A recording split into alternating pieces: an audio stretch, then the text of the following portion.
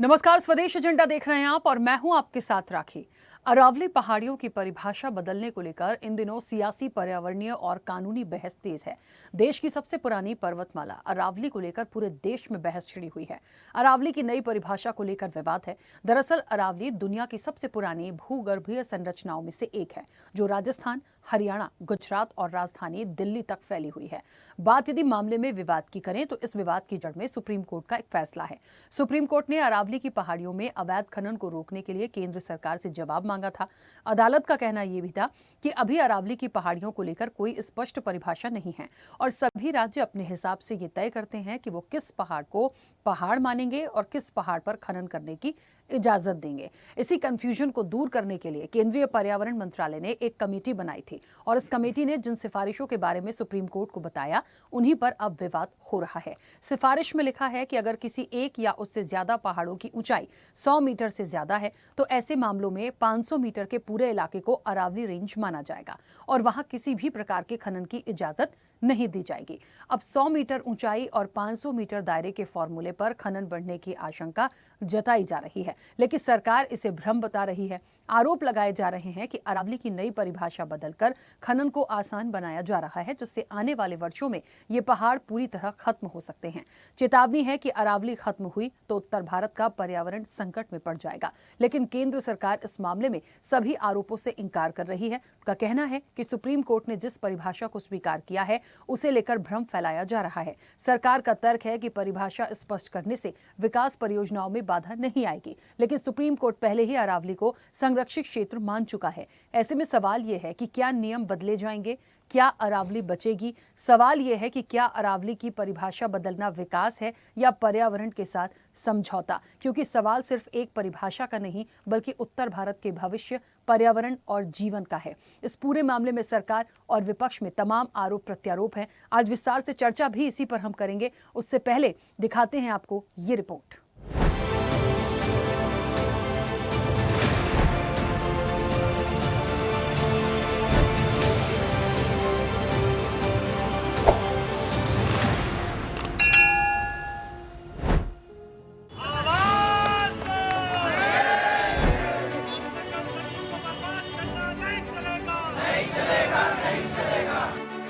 देश की सबसे प्राचीन पर्वत श्रृंखला अरावली एक बार फिर सियासत और सिस्टम के टकराव का केंद्र बन गई है। जिस अरावली को पर्यावरण की रीढ़ कहा जाता है, अब उसी अरावली की परिभाषा बदलने का बड़ा विवाद खड़ा हो गया है। केंद्र सरकार की सिफारिशों के बाद सुप्रीम कोर्ट ने अरावली की जिस परिभाषा को स्वीकार किया है, उसके अनुसार आसपास की जमीन से कम 100 मीटर यानी 328 फीट ऊंची जमीन के हिस्से को ही अरावली पहाड़ी माना जाएगा। 2 या उससे ज्यादा ऐसी पहाड़ियां जो 500 मीटर के दायरे के अंदर हों और उनके बीच जमीन भी मौजूद हो, तब उन्हें अरावली श्रृंखला का हिस्सा माना जाएगा। आरोप है कि परिभाषा बदलने से हजारों हेक्टेयर जमीन को नॉन फॉरेस्ट घोषित करने का रास्ता खुल जाएगा, जिससे खनन, कंस्ट्रक्शन और रियल एस्टेट को सीधा फायदा होगा। दरअसल भारत की सबसे पुरानी पर्वत श्रृंखला अरावली दिल्ली एनसीआर से लेकर राजस्थान और गुजरात तक फैली हुई है। अब सरकार द्वारा प्रस्तावित नई परिभाषा में ऊंचाई, ढलान और चट्टानी संरचना को आधार बनाया जा रहा है। पर्यावरणविदों का कहना है कि ये बदलाव सिर्फ कागजों में नहीं बल्कि जल, जंगल और जमीन पर सीधा हमला है। नई परिभाषा से अरावली का बड़ा हिस्सा कानूनी रूप से अरावली ही नहीं रहेगा। इससे पहले से प्रतिबंधित खनन को वैध बनाने की कोशिश हो रही है।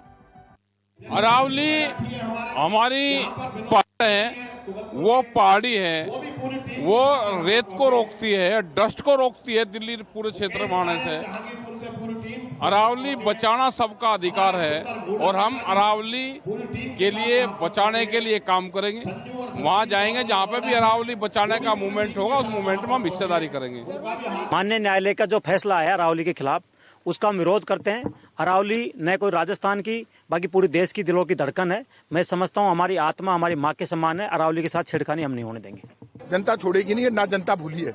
अभी ये तो शुरुआत है। आज तो मौन सत्याग्रह रखा है, उसके बाद देखना आगे आगे होता है क्या। बीजेपी वाले आगे आगे दौड़ेंगे और राजस्थान की जनता पीछे पीछे दौड़ेगी, लेकिन अरावली को नुकसान नहीं करने देगी। जंगल जो काटे जा रहे हैं, जल जंगल जमीन को नष्ट करा जा रहा है, उसको लेकर आज हमारा विरोध प्रदर्शन जारी है। और आप देख सकते हैं पूरे भारत देश में जगह जगह के जल जंगल जमीन को नष्ट किया जा रहा है। सबसे बड़ी बात, अगर जल जंगल जमीन नष्ट हो जाएगा, वहाँ के जीव जंतु, वहाँ के आदिवासी और पूरे भारत देश के जो मानव जाति, ये भी नष्ट हो जाएंगे आने वाले समय में। सुप्रीम कोर्ट की अरावली पहाड़ियों की परिभाषा बदलने के बाद लगभग पूरे उत्तर भारत में विरोध प्रदर्शन शुरू हो गए हैं।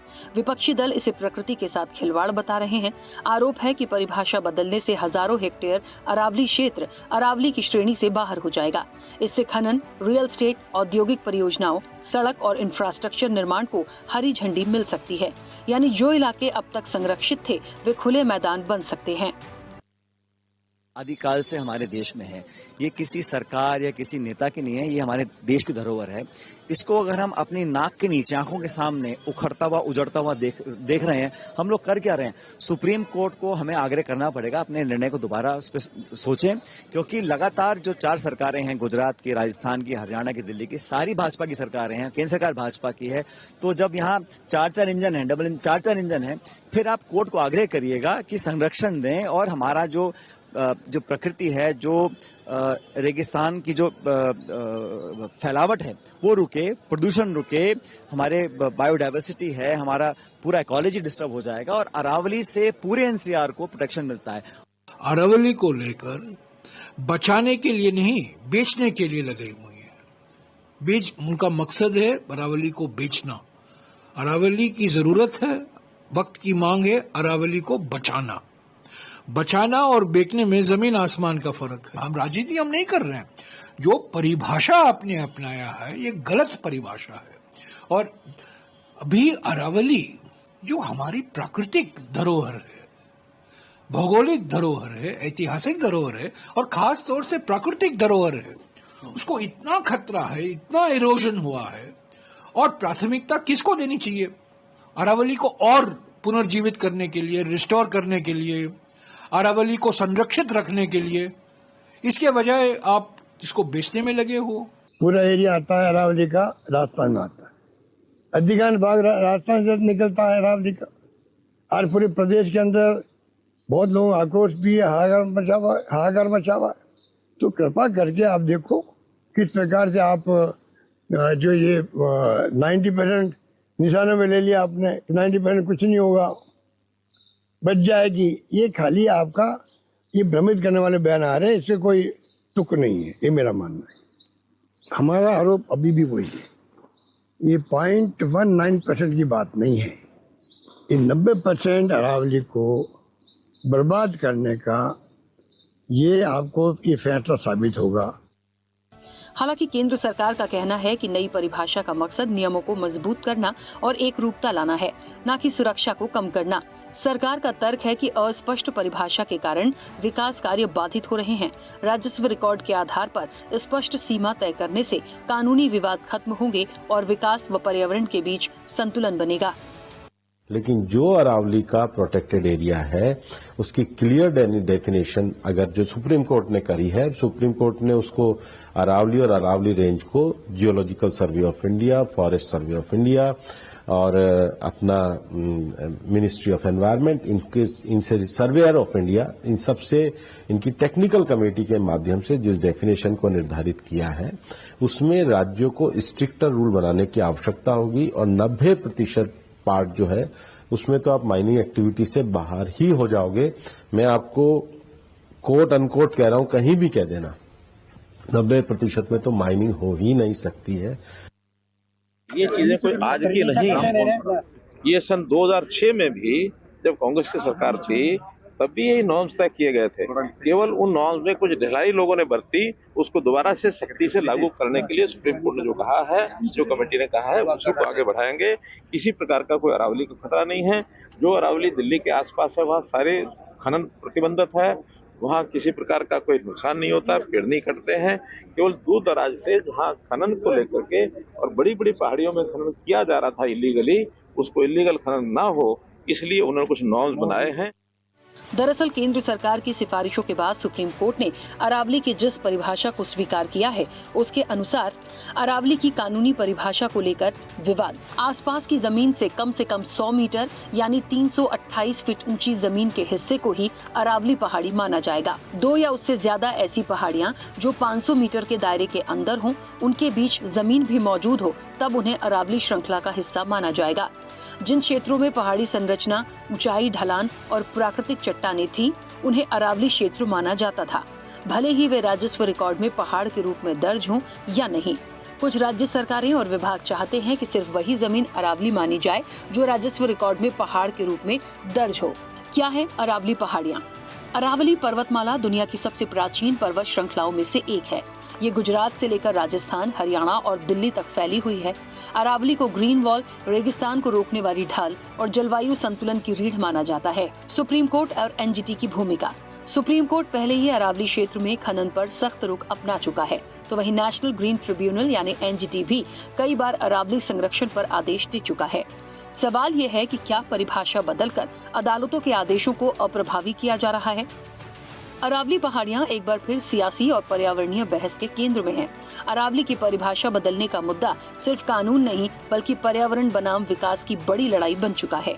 आने वाले दिनों में ये विवाद और गहराने के संकेत हैं।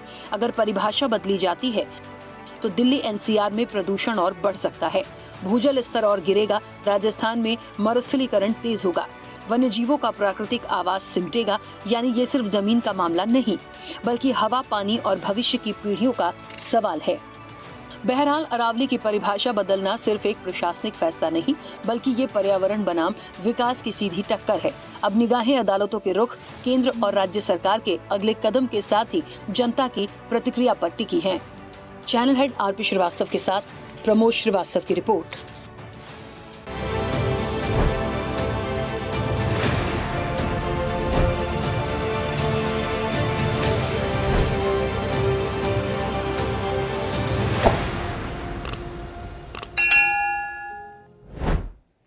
चलिए, तो अरावली को लेके एक बहुत बड़ी ये चर्चा है। एक बात को समझना पड़ेगा यहाँ पर कि ये जो सबसे प्राचीन पर्वत श्रृंखला है अरावली, क्यों ये इस पर एक सियासी रूप हमें देखने को मिल रहा है।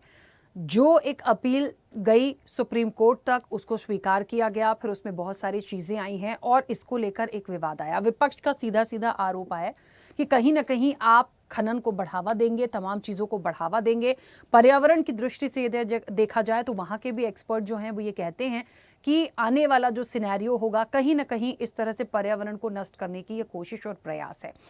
सवाल एक सबसे बड़ा मूल ये है कि जब इतनी प्राचीन पर्वत श्रृंखला है तो क्यों उसका एक क्राइटेरिया डिवाइड किया जा रहा है कि वो इतने मीटर से इतने तक होगी और वहाँ ज़मीन का हिस्सा होगा, उसे हम अरावली मानेंगे, बाकी चीज़ें दूसरी चीज़ों के लिए यूज़ हो सकती है। क्यों? जब उसका दायरा ही इतना बड़ा है तो आप आइडेंटिफाई कैसे करेंगे और ये कहाँ तक जायज़ होगा? हम सीधे चर्चा पर चलेंगे। हमारे साथ मेहमान जुड़े हैं। सबसे पहले आपका परिचय करा दें। भारतीय जनता पार्टी का पक्ष रखेंगे अमित तिवारी। अमित जी, बहुत स्वागत चर्चा में जुड़ने के लिए। कांग्रेस का पक्ष रखेंगे डॉक्टर पवन डोंगरे। पवन जी, आपका भी बहुत स्वागत है। पर्यावरणविद हैं सुशील द्विवेदी। सुशील जी, आपका भी बहुत स्वागत है। और एक और पर्यावरणविद हैं हमारे साथ शरद सिंह कुमरे। शरद जी, आपका भी बहुत स्वागत है। वरिष्ठ पत्रकार हैं सुनील त्रिपाठी। सुनील जी, आपका भी बहुत स्वागत है।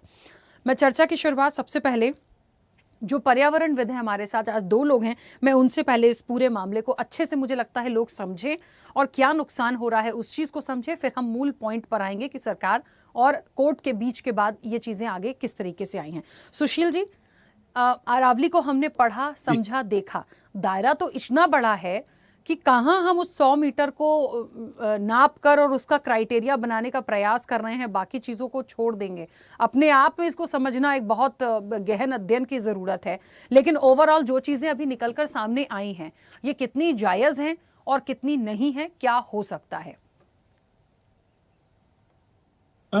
अगर आप और हम अपने बचपन की बातें याद करें तो सोशल साइंस में हम लोग पढ़ते आए हैं पर्वत श्रृंखलाएं, जिसमें अरावली का भी आप लोगों ने अध्ययन किया। साथ ही हम लोगों ने अपनी पढ़ाई के दौरान माता भूमि पुत्रो अहम पृथिव्या अर्थवेद की ये हम लोगों ने भी उक्ति सुनी कि भाई संस्कृत में ये कहा गया है कि ये धरती हमारी माँ है, हम सब उसके पुत्र हैं और उस धरती पे पाए जाने वाले, चाहे वो जल हो, चाहे वो जंगल हो, चाहे वो जमीन हो, चाहे वो पर्वत हो, उसकी पूजा करना मेरा आपका पूरा पूरा दायित्व है। अरावली एक पहाड़ नहीं, एक ग्रीन वॉल है, जैसा कि आपने अपने पैकेज में बताया। एक ढाल है, लंग्स हैं एनसीआर के, और हम कह सकते हैं कि एक बायोडाइवर्सिटी का एक रिच एरिया है। भारत दुनिया के ऐसे समृद्ध क्षेत्रों में आता है जहां पर अगर हम देखें एरिया के अनुसार तो हमारे देश में एरिया कम है लेकिन बायोडाइवर्सिटी ज्यादा है, था जैव विविधता ज्यादा है। और उसके पीछे बहुत बड़ा कारण हमारे यहाँ प्रचुर मात्रा में जंगल और प्रचुर मात्रा में अलग अलग पहाड़ हैं, और विशेषकर अरावली की जो पर्वत श्रृंखला है ये करोड़ों साल पुरानी है, 2 करोड़ साल से ज्यादा भी पुरानी है। ये पर्वत नहीं है एक्चुअली। मुझे बीरबल साहनी साहब याद आ रहे हैं। डॉक्टर बीरबल साहनी साहब भारत के जाने माने फॉसिल साइंटिस्ट रहे हैं। लखनऊ में इनके नाम से एक बहुत बड़ा इंस्टीट्यूट है, Birbal Sahni institute of palaeo science. वो अक्सर कहते थे कि हम जो ये पहाड़ हैं यहाँ पर जीवन की लैंग्वेज लिखी गई है, यहाँ पर पाषाण में जीवन के हस्ताक्षर हैं, मतलब पहाड़ों पर हमें आपको प्रमाण मिलते हैं अलग अलग फॉसिल के रूप में, और जिसके आधार पर विज्ञान की भी हमारे विद्यार्थी, हम और आप लोग, वो जो गुत्थियां हैं जो एवोल्यूशन की, वो भी सुलझाने में हम लोग कामयाब हो सके। ये पहाड़ हैं, ये पहाड़ हमारी आपकी संस्कृति का हिस्सा हैं। आपको राखी जी अच्छे से याद होगा, हमारे यहाँ तीज त्योहार मनाए जाते हैं। भारत ही दुनिया में एक ऐसा देश है जहाँ पर नदियों की, जंगल की, पहाड़ों की पूजा की जाती है, और गोवर्धन पहाड़ हमारे अरावली जो रेंज है उस पर स्थित है। और हमारे प्रधानमंत्री जी अक्सर मिशन लाइफ के अंतर्गत हमारे तीज त्योहारों की बात करते हैं, अच्छी गुड हैबिट अपनाने की बात करते हैं, हमारी इंडिविजुअल एनवायरमेंटल रिस्पॉन्सिबिलिटी की बात करते हैं, हमें लोकल फॉर वोकल अपनाने की बात करते हैं, हमारे आसपास के पर्यावरण को बचाने की बात करते हैं। तो हमें और आपको आज सोचना पड़ेगा कि हमें कैसा विकास चाहिए। क्या हमें अपने पर्यावरण के साथ वर्तमान की जरूरतों को पूरा करते हुए क्या भविष्य के लिए हमें छोड़ के जाना है अपने बच्चों के लिए? राखी जी, मैं और आप जिस फर्श पर खड़े होते हैं वो फर्श कहीं ना कहीं से अरावली के खनन से ही आया हुआ है। वो संगमरमर का फर्श, मेरे आपके किचन में जो ग्रेनाइट लगा हुआ है वो भी कहीं ना कहीं से अरावली के खनन से ही आया है। और ये खनन इलीगल माफिया बहुत सालों से कर रहे थे।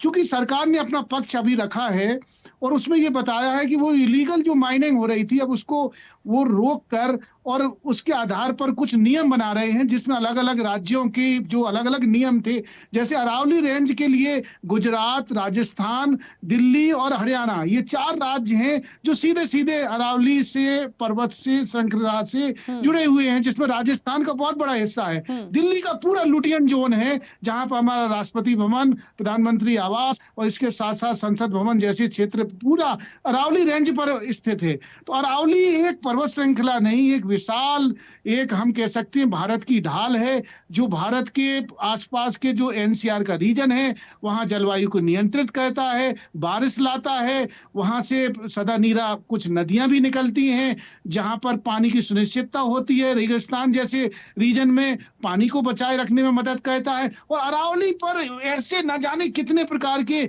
जीव जंतु और पेड़ पौधे पाए जाते हैं। मैं कहीं ना कहीं से जीव जंतु विज्ञान से संबंध रखता हूं, तो हमें आपको ये जान के बड़ी हैरानी होगी कि हमारा आयुष सिस्टम है उसमें 70% के आसपास जो कैंसर का इलाज है उसके लिए रॉ मटेरियल हमें कहीं ना कहीं से जंगलों से, पहाड़ों से प्राप्त होता है, या तो अरावली रेंज से या हिमालय पर्वत से। तो अगर हम पर्वत को हटाएंगे और इसको अगर हम अनसाइंटिफिक वे से अगर कल के दिन खत्म करेंगे तो मुझे लग रहा है कि मानवता सीधे सीधे प्रभावित होगी।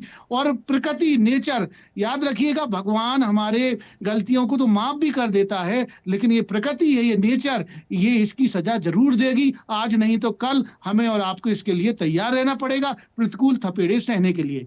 बिल्कुल ठीक है, वापस आऊंगी। शरद जी, देखिए बहुत अच्छे से सुशील जी ने बहुत सारी चीज़ों को रखा, क्योंकि आप भी पर्यावरणविद हैं। ये पूरा मामला देखिए कोर्ट तक है। जब कोर्ट का एक फाइनल डिसीजन नहीं होता तब तक हम बहुत कुछ नहीं बोल सकते, लेकिन हाँ, हम ये बात ज़रूर कर सकते हैं कि ये कितना सही है, कितना गलत है, कितना होना चाहिए, नहीं होना चाहिए। अब हम कह दें कि होना ही नहीं चाहिए, तो वो अब सरकार ने फिर उस पर क्यों बात रखी, क्यों वो चीज़ें आगे गई, क्यों सुप्रीम कोर्ट तक गई, तो वो हमारे और आपके बस की बात नहीं। हम सिर्फ एक डिस्कशन कर सकते हैं। लेकिन ओवरऑल जो एक नई परिभाषा की बात हो रही है, जो एक सुप्रीम सुनवाई थी जहां से उन्हीं की एक समिति का विरोध हो गया, ये मामला आगे कैसे देखते हैं अब आप? सुशील जी ने बहुत अच्छे तरीके से समझाया इस चीज़ को, और मैं भी सहमत हूँ। क्या है कि देखिए, आज यदि पूंजीपतियों के हाथ में यदि प्राकृतिक संसाधन आ जाएंगे तो विनाश आएगा। क्योंकि आज आपने देखा होगा कि वो लोग लेते परमिशन है 100 फीट खोदने का और खुदाई करते हैं 200 फीट। तो तो इसको ये लोग लीगलाइज करने के लिए एक षड्यंत्र है एक्चुअली। और आज यदि देखा जाएगा तो ये जो सरकार है ये पूंजीपतियों के दबाव में है। आप चाहे सिंगरौली का देखें कि वहाँ पर अडानी को दे दिया गया है और कितना मतलब जंगल कट रहे हैं, हर तरफ विनाश हो रहा है, हसदेव जंगल अपने छत्तीसगढ़ के। तो हमें एक्चुअली प्राकृतिक संसाधनों को बचाने के लिए नवाचार करना चाहिए, ना कि हमें प्राकृतिक संसाधनों को बर्बाद करने के लिए हम लोग नए नए तरीके ढूंढें। तो ये षड्यंत्र है प्रकृति के लिए और मैं बिल्कुल इसका सख्त विरोधी हूँ। और जो भी संभव होगा हम लोग भी एज ए समाज सेवी हम लोग बिल्कुल इसका विरोध करेंगे और लोगों को जागरूक भी करेंगे, क्योंकि देखिए ये हमारे जीवन से जुड़ा हुआ है। जब दिल्ली में ऑलरेडी इतनी तबाही आई हुई है, मैं मेरे मतलब बच्चों को मैंने यही बोला कि बेटा आपको दिल्ली वगैरह में रहने के लिए प्लानिंग नहीं करना चाहिए भविष्य में, क्योंकि वो रहने लायक जगह नहीं है। तो दिल्ली जबकि राजधानी है देश की, वहाँ जाने के लिए लोगों को लालायित होना चाहिए, क्योंकि वहाँ विकास के अवसर मिलते हैं लोगों को। वहाँ सुप्रीम कोर्ट है, हाई कोर्ट है। तो मैंने बोला कि आप वहाँ एज ए गेस्ट जाओ, अपना काम कर लो, सीखो और आ जाओ, परंतु वहाँ रहने के लिए मत, क्योंकि जो बड़े शहरों में लोग रहते हैं तो वहाँ उनका 5-10 साल उम्र कम हो जाता है। तो हमें मतलब मैं हमेशा बोलता हूँ कि जो प्राकृतिक जो चीज़ें हैं उनको संजो कर रखने की आवश्यकता है, क्योंकि ये जीवन से जुड़ा हुआ है। आज ग्लोबल वार्मिंग, क्लाइमेट चेंज का जो इशू है उससे जो बड़े वैज्ञानिक हैं सब चिंतित हैं। तो मेरी तो सरकार से और सुप्रीम कोर्ट से भी यही गुहार है कि सभी पर्यावरणविदों को बुलाएं, सभी विशेषज्ञों को बुलाएं, मीटिंग लें और एक मतलब हेल्दी डिस्कशन करें। हम किसी के विरोध में नहीं है, ना पक्ष में नहीं है, क्योंकि हम हैं सिर्फ हमारे भारत की जो प्राकृतिक संसाधन है वो बचे रहें, क्योंकि प्राकृतिक संसाधन यदि नहीं बचेंगे तो भविष्य में तबाही आएगी। ये विनाश का निर्णय है, ये मैं कहूँगा संक्षेप में। क्योंकि यदि हम अभी भी अपने नदियों को, जल जंगल ज़मीन को नहीं बचाएंगे तो हम अपने पीढ़ियों को हम मुँह नहीं दिखा पाएंगे। क्योंकि ऐसे ही बहुत ज़्यादा आप देखिए ना AQI कितना ज़्यादा है, दिल्ली में है या भोपाल में भी बढ़ रहा है। स्मार्ट सिटी के कारण से बहुत सारे पेड़ कट गए हैं, तो लगातार मतलब यहाँ कटाई हो रही है। यहाँ भोपाल में भी हमने देखा कि इधर बाईपास रोड बना रहे हैं अयोध्या तरफ, तो उधर भी 8000 पेड़ कटने हैं। तो जगह जगह विकास के नाम पर इतना मतलब तबाही लाना ही गलत है। और मेरा तो ये कहना है कि जो NGT वगैरह है इस तरह की संस्थाओं को और इनका विकेंद्रीकरण करें, ताकि जिला स्तर पर मतलब ब्लॉक स्तर पर जो अवैध उत्खनन हो रहा है उसको कैसे रोकें, उसके तरीके ढूंढना चाहिए। गायें मर रही हैं रोड में, एक्सीडेंट हो रहे हैं, उनको हम नहीं बचा पा रहे हैं। आपकी हमारी दुनिया में जो प्रदूषित नदियां हैं 30-31 नदियां, उनमें से लगभग 21 नदियां तो भारत की हैं जो सर्वाधिक प्रदूषित हैं। उसके लिए नवाचार क्यों नहीं कर रहे हैं ये लोग? तो ये इनकी नीतियां खराब हैं और मैं बिल्कुल इनका सख्त विरोधी हूँ। ठीक है, चलिए वापस आऊंगी। सुनील जी, मुझे सुन पा रहे हैं? सुनील जी अनम्यूट करिएगा। कैसे इस विषय को देखते हैं, क्या हो सकता है? देखिए, पक्ष विपक्ष को थोड़ा सा अभी मैं साइड इसलिए रख रही हूं क्योंकि वो एक अलग तरीके से आरोप प्रत्यारोप में आ जाएगा, लेकिन हम पूरे पर्यावरण संरक्षण की बात कर रहे हैं। हम एक ऐसी पर्वत श्रृंखला की बात कर रहे हैं जिसे शायद मिटाना या हटाना कोई भी नहीं चाहेगा, क्योंकि दूर दूर तक जो एक्सपर्ट हैं इसके बहुत फायदे बता रहे हैं। तो इस विषय को कैसे देखते हैं? देखिए राखी जी, सृष्टि ने प्रकृति का भी निर्माण किया और मानव का भी निर्माण किया, मैं मानता हूँ इस बात को। और जब मनुष्य प्राकृतिक चीजों को छेड़छाड़ करता है तो उसका खमियाजा भी भोगना पड़ता है। और आपने देखा भी इस बारिश में जो तबाही मची है देश के कोने कोने में, ये वही विकास है जिसके कारण ऐसी घटनाएं घटित हो रही हैं। मैं विकास का विरोधी नहीं हूं, लेकिन चूंकि ये सत्ता पक्ष विपक्ष से मतलब मैं नहीं मानता हूं, ये तो सबके लिए है। अगर हवा आती है तो सत्ता पक्ष के लिए भी आएगी, विपक्ष के लिए भी आएगी। तूफान आएगा सत्ता पक्ष के लिए आएगा, विपक्ष के लिए आएगा। वो नहीं आएगा कि सत्ता पक्ष के लिए नहीं आए और विपक्ष के लिए आए। इस पर पूरे देश को एक होना चाहिए और भारतीय जनता पार्टी की इन नीतियों खुलकर विरोध करना चाहिए। मैं कह रहा हूं कि विकास के नाम पर आप पूंजीपतियों को देश की संपदाओं को मत सौंपिए। और भारतीय जनता पार्टी में इस मामले में प्रबल विरोध करता हूं कि पूंजीपतियों के हाथ में आप प्राकृतिक चीजें भी दे रहे हैं। इसका अंजाम क्या होगा? आप सरकार रहे ना रहे, लेकिन जो हमारी जनरेशन आएगी, जैसे द्विवेदी जी ने कहा, वो भी इसको भुगतेगी आके। तो प्राकृतिक संसाधनों को जिस तरह से वैसे भी दोहन हो रहा है राखी जी, और इस तरह से जो जंगल काटे जा रहे हैं उत्तर प्रदेश में, मैं आपको बताना चाह रहा हूं कि मायावती जी की सरकार में इतने वृक्ष लगे थे, मायावती जी ने पूरी विकास के नाम पर सड़कों किनारे सारे पेड़ कटवा दिए। आज यूपी का हाल देख रहे हैं क्या है? ना हवा सही ढंग से मिल रही है, ना पानी मिल रहा है। तो ऐसे विकास की आवश्यकता नहीं जो हमें कैंसर दे रहा हो, हार्ट अटैक दे रहा हो। हमको प्राकृतिक संसाधन चाहिए। जिस ईश्वर ने इस सृष्टि को बनाया है उसको विकास के नाम पर आदरणीय मोदी जी आप विध्वंस मत कीजिए। मैं आपके लिए नहीं विरोध कर रहा हूं, वो हवा हमको भी मिलेगी, हमारे सारे वरिष्ठों को भी मिलेगी। लेकिन जिस तरह से मोदी जी विकास के नाम पर वृक्षों कटान कर रहे हैं, कई जंगल काटे जा रहे हैं, थोड़ा सा जंगल पहाड़ों की लकड़ियां काट काट के हम लोग आवास बनाए तो उसका अंजाम इतना भोगना पड़ रहा है। राखी जी, क्या हमारे बुजुर्ग बेवकूफ नहीं थे? छप्परों में कच्चे मकानों में रहते थे, क्या वो विकास नहीं करता? हॉस्पिटल थे उस समय, रोग थे इतने। आज ये हाल है कि हॉस्पिटलों में जगह नहीं रह जा रही। अभी भी हम प्राकृतिक हवा पा नहीं रहे हैं। ग्रामीण क्षेत्रों में बेतियब जा रहा हूं, जाता हूं राखी जी, तो मुझे बड़ा सुकून महसूस होता है। लेकिन शहरों की ये हाल हो गया है कि विकास के नाम पर सड़क चौड़ीकरण किया जा रहा है और वृक्षों का जो अवैध कटान हो रहा है। और खनन की आप बात करें तो मैं उत्तर प्रदेश से बिलोंग करता हूं, शायद इसमें हमारे कई मित्र भी बैठे हों। खनन माफियाओं की ये देन है।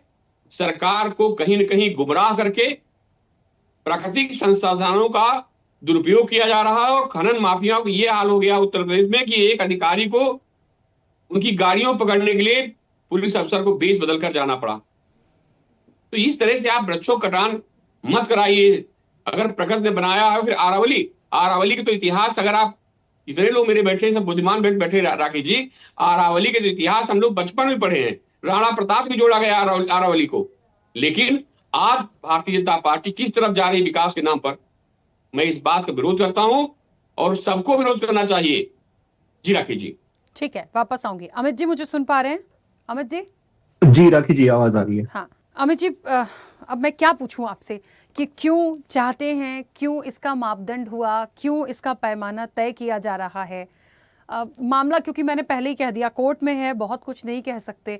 लेकिन हाँ, ये चीज़ नहीं समझ में आ रही है, इसको कैसे आइडेंटिफाई गवर्नमेंट कर रही है कि 350 फीट ज़मीन से यानी 100 मीटर की ऊंचाई तक जितनी जगह है उसको अरावली पर्वत श्रृंखला माना जाएगा, बाकी नहीं।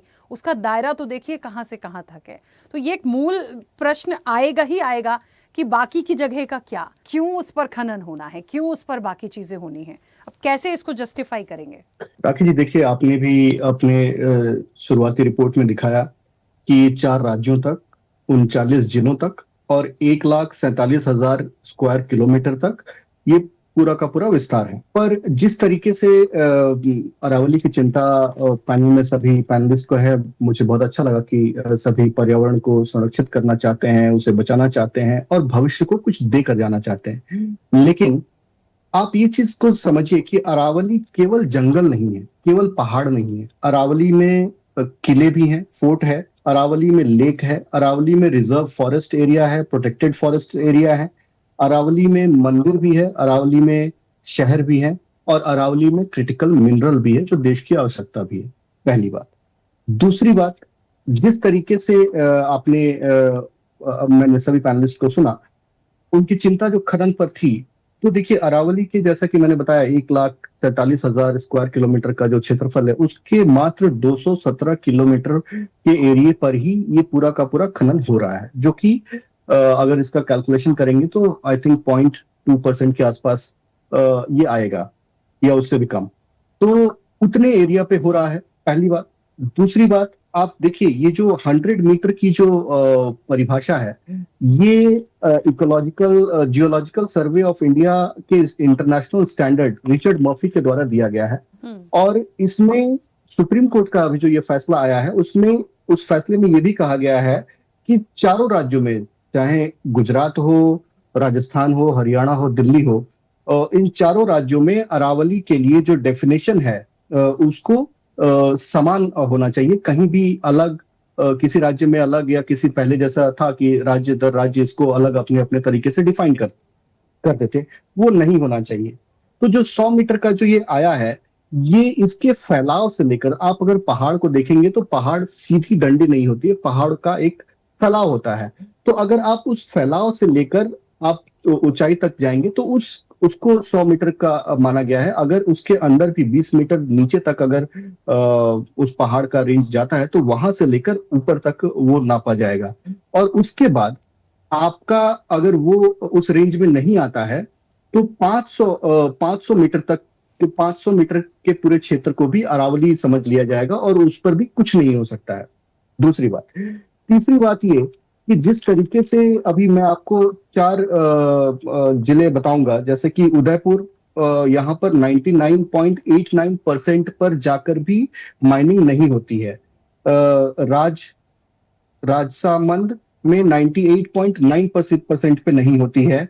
संबल खेड़ा में 89.4% पे नहीं होती है और महेंद्रगढ़ में 75% एरिया पे नहीं होती है माइनिंग।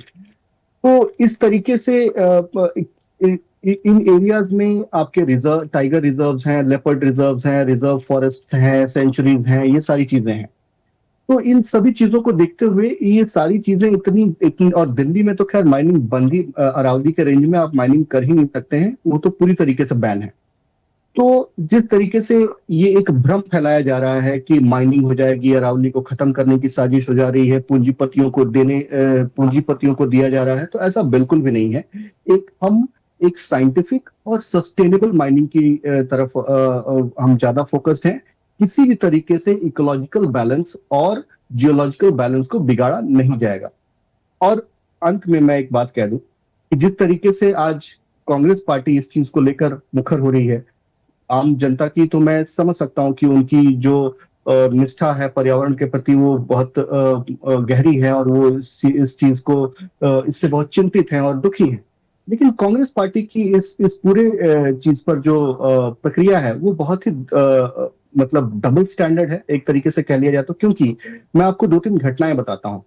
राजस्थान में सबसे बड़ा फैलाव है अरावली का, जो वो राजस्थान में है। तो राजस्थान में कांग्रेस पार्टी के सरकार के समय मल्टीपल रिपोर्ट्स और कमीशन की रिपोर्ट्स हैं, जिसमें Shah commission on illegal mining भी है, जिसको आप पढ़ सकती हैं। उसमें लिखा गया है कि किस तरीके से कांग्रेस के राज्य में, राजस्थान में इलीगल माइनिंग को एक तरीके से बढ़ावा मिला गया।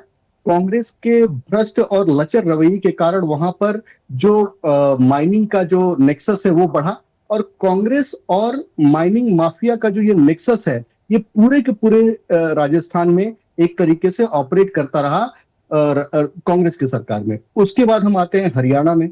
हरियाणा में हुड्डा के राज में इलीगल जो माइनिंग लीज को एक्सटेंड किया गया, जो कि अरावली जोन में, जो कि फरीदाबाद और गुरुग्राम तक आता है। उसके बाद इकोलॉजिकल सेंसिटिव एरियाज में हेवी एक्सकेवेशन किया गया, और इसके कारण क्या हुआ, सुप्रीम कोर्ट को कम से कम 3 बार इसमें दखल देना पड़ा कि आप इस तरीके से इलीगल माइनिंग नहीं कर सकते हैं। 30 अक्टूबर 2002, 9 दिसंबर 2002 और 9 मई 2009 सुप्रीम कोर्ट ने इंटरवीन करके और ये दिशा निर्देश दिए कि आप इलीगल माइनिंग को इस तरीके से खुली छूट नहीं दे सकते, इसको आपको रोक लगाना पड़ेगा। उसके बाद 2004 से, बस मुझे 20 सेकंड और दीजिएगा रखनी, 2004 से 2014 तक जिस तरीके से एनवायरमेंटल क्लियरेंस, कांग्रेस की सरकार में एनवायरमेंटल क्लियरेंसेस को फास्ट ट्रैक किया गया, और फॉरेस्ट डेविएशन मेरे ख्याल से सुशील जी ज्यादा बेहतर तरीके से समझ सकते हैं, फॉरेस्ट डेविएशन को एक तरीके से अप्रूवल दिया गया और इससे इलीगल माइनिंग को और बढ़ावा दिया गया। कांग्रेस पार्टी ये क्यों कर रही है, हमें बहुत ज्यादा दिमाग लगाने की जरूरत नहीं, क्योंकि ये भ्रष्ट पार्टी है, इसको इलीगल माफिया के साथ इनका नेक्सस है और उसके कारण इन लोगों ने ये सारा का गोरख धंधा शुरू किया। लेकिन हमारी सरकार में आज एक भी जगह इलीगल माइनिंग नहीं हो रही है। कहीं भी अगर हो रही है तो उसको अगर रिपोर्टिंग होती है, उस पर कार्रवाई होती है, और जहां भी उस पर किसी भी तरीके की, किसी नेता की तरफ से, किसी मंत्री की तरफ से उस पर कोई हस्तक्षेप नहीं होता है, पुलिस उस पर कार्रवाई करती है और उसको सजा मिलती है। तो इलीगल माइनिंग की तो बात भूल ही जाइए। लेकिन जो माइनिंग भी है, जैसा कि मैंने आपको पहले कहा कि हम साइंटिफिक और सस्टेनेबल माइनिंग, क्योंकि देश की जरूरत भी है, संसाधन जो वहां पर मिनरल्स हैं वो देश के लिए बहुत ही महत्वपूर्ण है और उससे देश का विकास भी होगा। तो हम साइंटिफिक और सस्टेनेबल माइनिंग की तरफ आगे बढ़ रहे हैं, जिसके लिए पूरे के पूरे प्रावधान अभी बनाए जाएंगे, जो कि अभी तो सुप्रीम कोर्ट ने दिशा निर्देश बनाने के लिए बोला गया है। तो उस दिशा निर्देश को, और 2002 में मैं एक बात और कह दूं, 2002 में उसी मर्फी जो रिचर्ड मर्फी की रिपोर्ट के आधार पर, जो कि 1968 के लैंड रिफॉर्म पर था, राजस्थान में रिपोर्ट भी आई और अशोक गहलोत सरकार ने उसे एक्सेप्ट भी किया है। यही जो अभी जो नियम है ना, इसी नियम को राजस्थान की सरकार ने एक्सेप्ट भी किया है। तो मुझे नहीं पता कि ये डबल स्टैंडर्ड लेकर कांग्रेस पार्टी क्या दिखाना चाहती है या किस ओर जाना चाहती है। हाँ, कुछ पर्यावरण जीवी हो सकते हैं, जिस तरीके से सरदार सरोवर डैम को 56 साल तक लटकाया गया, ये कहते हुए कि यमुना माता को खत्म करने की साजिश हो रही है ताकि गुजरात को पानी न मिल सके, उसी तरीके का ये षड्यंत्र मुझे दिखाई दे पड़ता है। ठीक है पवन जी, कैसे अरावली को देख रहे हैं? और मुझे लगता है बहुत सारी बातें ऑलरेडी आ गई हैं, तो आप समझ ही गए होंगे कि चर्चा किधर से और कैसे जा रही है। लेकिन अरावली पे ये जो डबल स्टैंडर्ड का एक आरोप आ रहा है, ये तो चलिए एक तरफ है, लेकिन ओवरऑल सिनेरियो अरावली का कैसे देख रही है कांग्रेस पार्टी? देखिए, मुझे तो इतनी हंसी आ रही है अमित जी के ऊपर कि आज उनके पास में बोलने के लिए शब्द नहीं है। पूरा पैनल एक तरफ है और ये जस्टिफाई कर रहे हैं सोफिस्टिकेटेड लैंग्वेज में कि जो इलीगल माइनिंग है उसको लीगल माइनिंग कैसे क्या बना दिया जाए और अदानी को कैसा वो पहाड़ तोड़ के ले जाके दिया जाए। मुझे तो वो सदयुग में और कलयुग में एक अंतर नजर आ रहा है।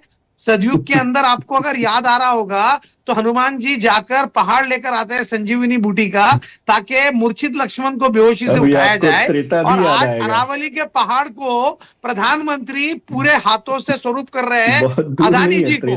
अरे अमित जी, मुझे बताइए, अदानी ग्रुप को और क्या क्या देंगे? ट्रेन दे दी, अभी एयरपोर्ट्स दे दिए, और कितना देंगे उनको और क्या क्या देंगे? देश की संपत्ति दे दो। सुनिए ना, देश की, अभी आपके बीच में नहीं बोला मैंने आपके बीच में नहीं बोला। मेरा टाइम है, मेरा टाइम है, मैं बात करूंगा, मेरा टाइम है, मैं बात करूंगा। आपने मुझसे ये पूछा तो मैंने अदानी बताया। जी को जो आप गिफ्ट कर रहे हैं ना, ये भारत की संपत्ति है। अदानी जी जो खनन वहां करने वाले हैं, ये भारत की संपत्ति है। और आपको भारतीय जनता पार्टी, मुझे बताइए, LIC के 33 करोड़ रुपए यही अदानी ग्रुप को आपने दिए ना, जनता का पैसा है, आप एक ग्रुप के ऊपर लुटा रहे हैं। तो ये कहां, क्या, किस तरीके की बात कर रहे हैं आप? महाराष्ट्र के अंदर समृद्धि महामार्ग के लिए 1,40,00,000 झाड़ों को काटा गया। अभी हमारे जो भाई सुनील भाई जो बोल रहे थे, ये पर्यावरण के लिए बात कर रहे हैं और भारत के लिए बात कर रहे हैं। ये कोई कांग्रेस या बीजेपी के लिए बात नहीं कर रहे। और कांग्रेस के लोग भी जो आपसे बात कर रहे हैं, वो यही बोलना चाह रहे हैं कि भारतीय जनता पार्टी देश की जो हमारी खूबसूरती है उसको नष्ट कर रही है। क्यों? अपने दो मित्र अडानी और अंबानी, इनको खुश करने के लिए। बोलिए मुझे नेशनल टेलीविजन के ऊपर, हंसिए मत, मैं गंभीर बात कर रहा हूं। आपको हंसी आ रही है, मैं गंभीर बात कर रहा हूं, देश के हित की बात कर रहा हूं और देश के नुकसान के ऊपर आप हंस रहे हैं। मुझे आश्चर्य हो रहा है। आप मुझे बताइए, क्यों देना चाहते हैं आप अदानी ग्रुप को? क्या क्या देंगे अदानी ग्रुप को? पूरा भारत लिख दीजिए उनके नाम पर। अरे क्या नहीं दे रहे आप? अभी पिछली बारी जो एयरपोर्ट का इशू खड़ा हो गया, आपने, अदानी ग्रुप ने एक स्कूल हायर किया है जो खास तौर पे पायलट ट्रेनिंग का स्कूल है, और उसके बाद में गो एयरलाइंस का इशू खड़ा कर दिया। मुझे बताइए, अरावली के जो पहाड़ आप कट करके अदानी जी के चरणों में रखना चाह रहे हैं, ये गलत है। हम इसका निषेध व्यक्त करते हैं और कांग्रेस पार्टी नहीं, देश का हर जागरूक नागरिक पूरी ताकत लगा देगा, लेकिन इस तरीके का प्रॉब्लम क्रिएट नहीं होने देगा। ठीक है, चलिए मैं वापस आऊंगा। अमित जी अब एक सेकंड रुकिएगा, मैंने ऑलरेडी बहुत वक्त दिया था। जो एक्सपर्ट है, मैं चाहती हूँ छोटी छोटी सी प्रतिक्रिया उनकी पहले और आ जाए, फिर आप लोग अपना जवाब तलब जो एक दूसरे से कर रहे हैं करते रहेगा। सुशील जी, थोड़ा सा एक बार वापस, क्योंकि जब सब लोग बोल लेते हैं ना तो बहुत सारी चीज़ें निकल कर आती हैं। यहाँ पे एक तरफ तो सबका मकसद एक है कि पर्यावरण को बचाया जाए। अरावली में जो चीज़ें हैं उसका क्राइटेरिया कैसे है और क्या है, वो पूरा जस्टिफाई अभी अमित जी ने किया। कितना इस चीज़ को एक्सेप्ट करते हैं, कितना इसको सही मानते हैं? और दूसरी चीज़, जैसे कि कांग्रेस पार्टी कह रही है, देखिए कांग्रेस का तो आरोप था ही कि आप अडानी को दे रहे हैं, कब तक दे देंगे। अब वो किसको, कहाँ, कैसे दे रहे हैं, लेकिन दे क्यों रहे हैं, ये भी सवाल है। तो विकास का कोई विरोध नहीं है, लेकिन जो चीज़ें आ रही हैं, क्या यही और जगह रह गई थी देने के लिए? क्योंकि घूम फिर के बात आई पर्यावरण पर, तो सवाल तो देखिए बनता है। देखिए, चूंकि ये मामला कोर्ट में लंबित है और बहुत सारे एक्सपर्ट इस पे काम कर रहे हैं, तो भविष्य में मुझे लग रहा है कुछ ना कुछ सॉल्यूशन निकलेगा। मैं मुख्य रूप से ये बता सकता हूं कि जो हमारी जरूरतें हैं, हमें जरूरत, जो नीड है, और ग्रीड में, लालच में और हमारी जरूरत में हमें अंतर समझना पड़ेगा। मुझे महात्मा गांधी जी इस समय याद आ रहे। महात्मा गांधी जी ने एक समय कहा था कि मेरे आपकी जरूरतें पूरा करने के लिए इस प्रकृति के पास सब कुछ है, मेरा आपका लालच पूरा नहीं कर सकता। और यही कारण है कि ये प्रकृति आजकल ये आज ये पहाड़ का मुद्दा आया, मैं पर्यावरण प्रदूषण की बात कर रहा हूँ। बुंदेलखंड से मैं ताल्लुक रखता हूँ, मध्य प्रदेश उत्तर प्रदेश के रीजन में हम लोगों ने देखा कि कैसे खनन माफियाओं ने पूरे पहाड़ उजाड़ दिए या नदियों की पूरी मोरंग ले गए। तो वहां पे जो परेशानियां हम और आप लोगों ने देखी, मौसम की अनिश्चितता देखी, हम लोगों ने लू के थपेड़े देखे या बारिश की बड़ी अनिश्चितता रही, इस साल जरूर अच्छे से बारिश हुई।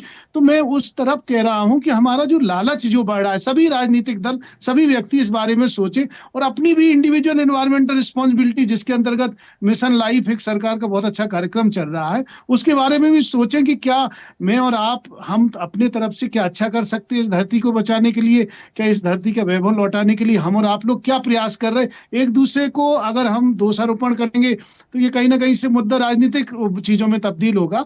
तो मुझे लग रहा है कि आज हमें और आपको ये सोचना है, क्योंकि ये तमाम आंकड़े कह रहे हैं, ये तो अभी पहाड़ की बात आ गई कि हम जिस प्रकार का जीवन जी रहे हैं उसके अनुसार हमें लगभग 1.5 पृथ्वी 1.5 अर्थ चाहिए। और अगर वेस्टर्न स्टाइल में अगर हम लोग जीने लगे तो हमको 5 अर्थ के बराबर संसाधनों की जरूरत है। तो जैसा हमारे आदरणीय अमित जी ने कहा कि हमें हर चीज की जरूरत है, हमें रियली जरूरत है, हमें विकास भी करना है, लेकिन हमें अपनी जो ट्रेडिशन थी, जो हमारी विरासत थी, जो हमारे वेद पुराण उपनिषदों में बात की गई, जो हम प्रकृति के साथ मिलजुल के एक जीवन जीते थे, प्रकृति को कम से कम नुकसान पहुंचाते थे, तो क्या हमें अपने रवायतों की तरफ, उस तरफ लौटना पड़ेगा। और इसकी अक्सर बात भी हो रही है और इस समय बहुत ज्यादा जागरूकता भी हो रही है, हमारे स्कूल कॉलेज के पाठ्यक्रम का हिस्सा भी बन रहा है ये। तो मुझे लग रहा है कि आज नहीं तो कल कुछ ना कुछ रास्ता निकलेगा और हम सब प्रकृति के वैभव लौटाने में मदद कर पाएंगे। ठीक है, शरद जी अपनी बात रखिएगा। देखिए, ये अमित जी, मैं बड़े विनम्रता से बात करूंगा कि रिक्वेस्ट करूंगा कि पुनर्विचार किया जाए। जब आप बोल रहे हैं कि बहुत कम है परसेंट, मतलब इसमें, तो उसको पुनर्विचार करें, छोड़ दो उसको, क्योंकि अभी सिंगरौली का इशू है, लाखों पेड़ कट रहे हैं वहाँ, बक्सवा में पेड़ काटने के लिए उतावले हैं, फिर आपका हसदेव जंगल उजाड़ रहे हैं। मैं तो ये कहूँगा कि जब तक जल जंगल ज़मीन किसानों के हाथ में और आदिवासियों के हाथ में रहेगा तब तक सुरक्षित हैं। किसी पूंजीपति के हाथ में यदि जल जंगल ज़मीन आएगा तो आपका विनाश लाएंगे ही, क्योंकि उसमें लाभ का विषय है। आदिवासियों के पास रहता है, उनकी जीवन शैली ऐसी है कि वो जल जंगल ज़मीन में मतलब उसमें ही वो अपना जीवन कर लेते हैं, उनको ज़्यादा आवश्यकताएं नहीं होती हैं। तो मेरा रिक्वेस्ट है कि आपका किसी भी देश को यदि मजबूत बनाना है तो वहाँ की शिक्षा, पर्यावरण, स्वास्थ्य और ये आपका आंतरिक सुरक्षा और सीमा की सुरक्षा ये मजबूत हो, तो हमारे पर्यावरण को भी आप देखिए कि आज हमारी नदियाँ कहाँ कैसे तबाह हो रही हैं। गंगा यमुना नदी कैसे हैं, आप वहाँ का पानी नहीं पी सकते हैं भाई।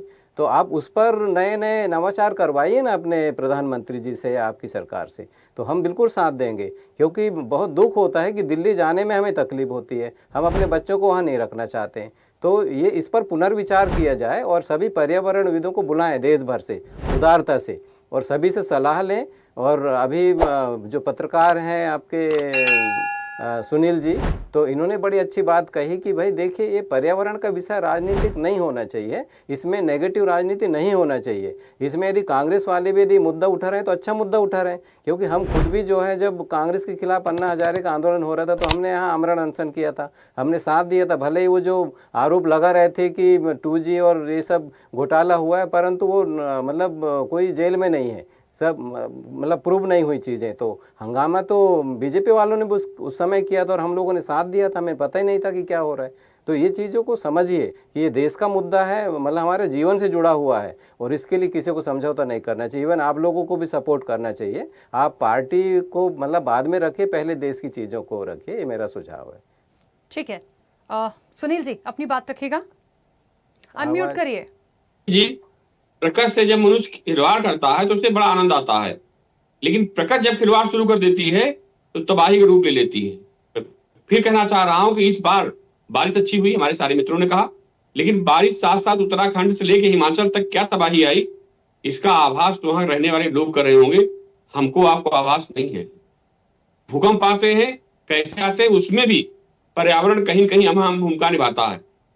और जो अम्मी जी कह रहे हैं, मैं बड़ा निवेदन साथ कहना चाह रहा हूं कि बुंदेलखंड से लेकर के मिर्जापुर तक खनन माफिया उत्तर प्रदेश में कितना खनन कर रहे हैं, जांच करा दिए। यहाँ पुलिस अधिकारियों को गाड़ियों में बेस बदल कर जाना पड़ा पकड़ने के लिए उनको। अगर 100 फीट मिट्टी के लाइसेंस मिलता है तो 500 फीट मिट्टी खोदी जाती है। ये यहाँ नहीं, मैं उत्तराखंड गया था एक मामले में, देख के आए, वहां भी यही हाल है। तो आप जो कह रहे हैं अमित जी, इसका कोई प्रमाण नहीं कि जितना आप देंगे उतना ही खनन माफिया को देंगे। इस पर आप भी ध्यान दें, हम भी ध्यान दें राखी जी। ये प्राकृतिक संसाधन जो ईश्वर ने बनाए हैं हमारे आपके लिए, उन्हीं से हम खिलवाड़ कर रहे हैं। यही कारण है कि हम विकास तो जरूर देख रहे हैं, लेकिन विकास साथ साथ कितने रोग झेल रहे हैं। अस्पतालों में जगह नहीं है।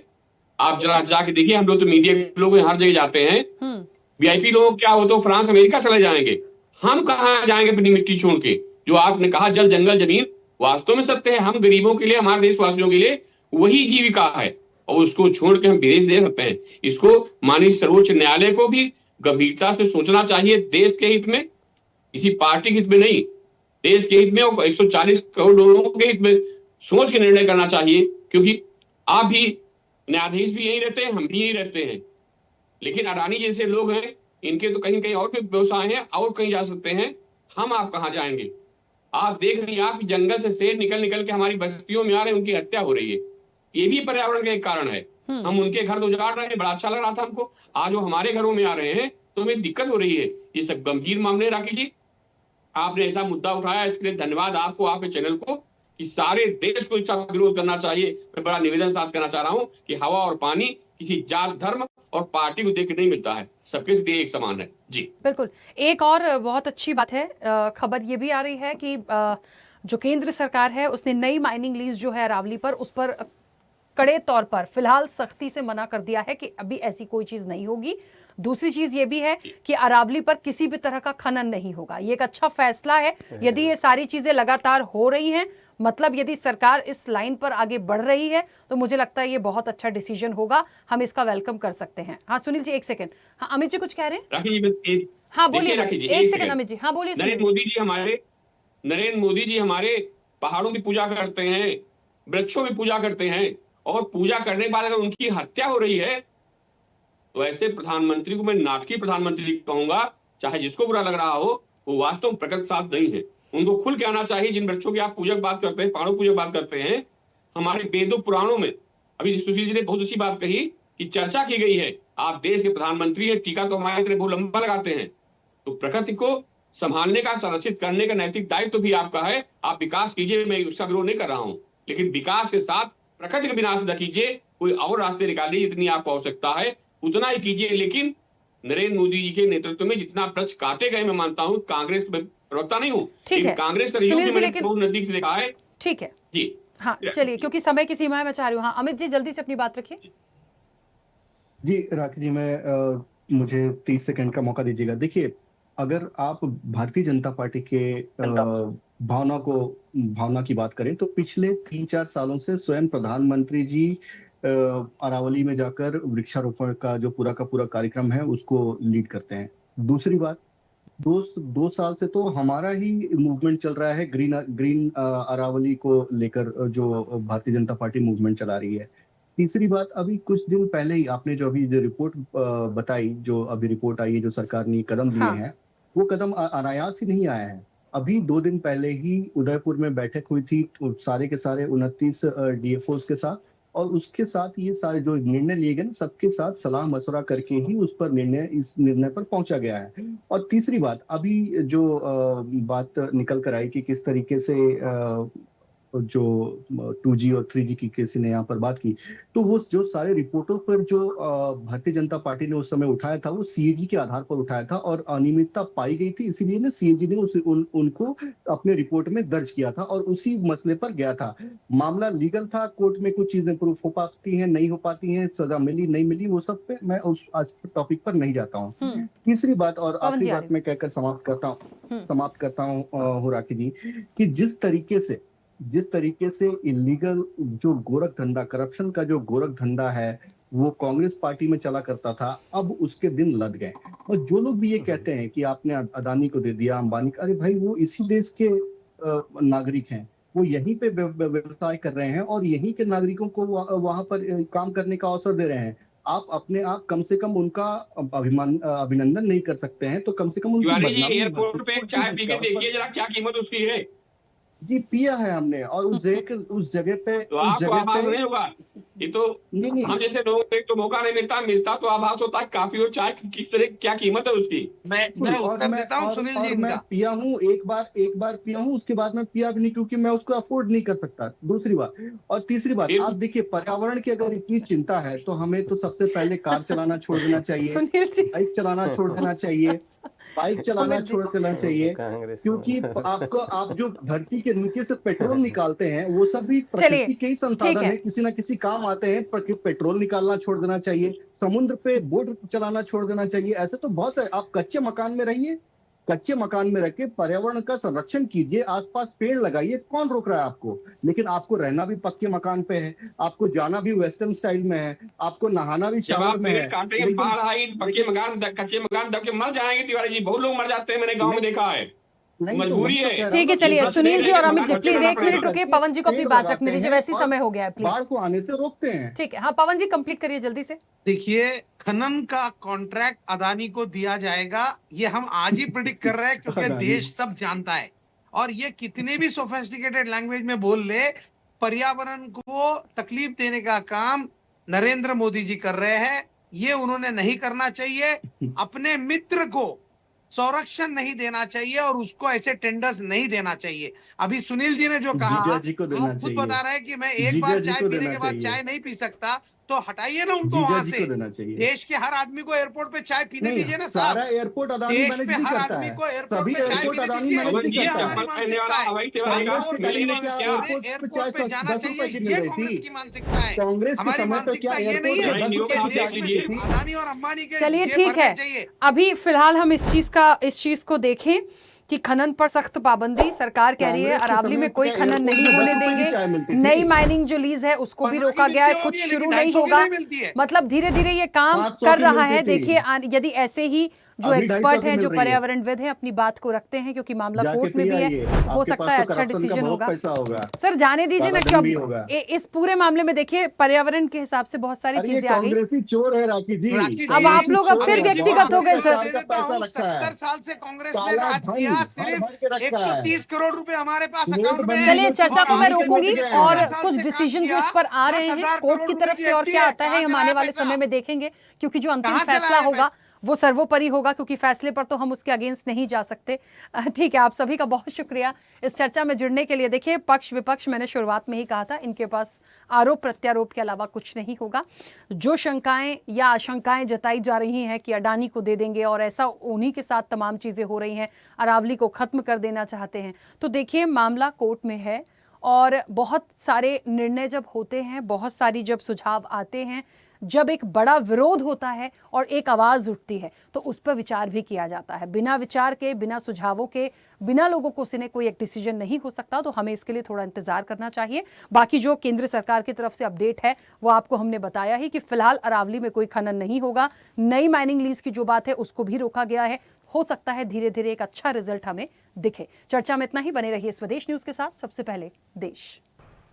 ऐसे ही वीडियोस के लिए लाइक करें, शेयर करें, फॉलो करें, YouTube पर जाकर सब्सक्राइब कर बेल आइकन दबाना ना भूलें और ताजा अपडेट्स के लिए swedeshlive.com पर जरूर जाएं।